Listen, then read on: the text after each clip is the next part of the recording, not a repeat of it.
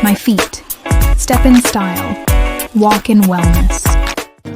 Pembangunan Ibu Kota Nusantara atau IKN sebagai program warisan Presiden Joko Widodo hanya mendapat alokasi anggaran 143,1 miliar rupiah dalam RAPBN 2025. Dalam konferensi pers rancangan anggaran pendapatan dan belanja negara serta nota keuangan 2025 di kantor pusat Ditjen Pajak Jakarta pada Jumat 16 Agustus 2024, Menteri Keuangan Sri Mulyani Indrawati mengatakan anggaran untuk IKN masih terkesan kecil dalam RAPBN 2025 karena masih bersifat anggaran dasar.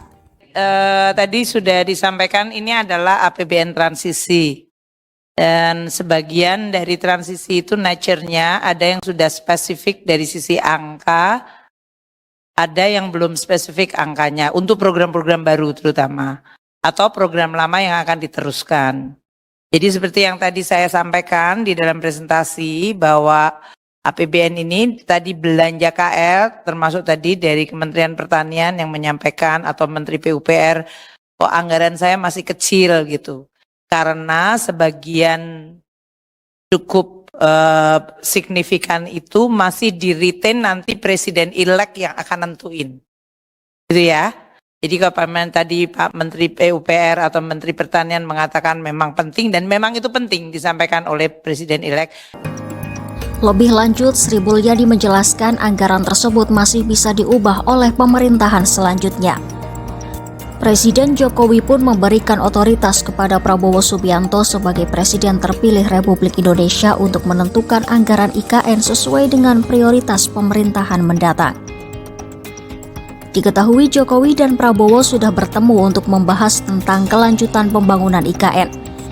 Keduanya punya komitmen yang sama, tetapi Prabowo masih akan melihat seluruh postur APBN sebelum memastikan anggaran untuk IKN.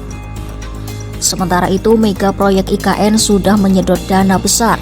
Proyek ini telah menyerap dana APBN hingga 72,3 triliun rupiah sepanjang 3 tahun belakangan.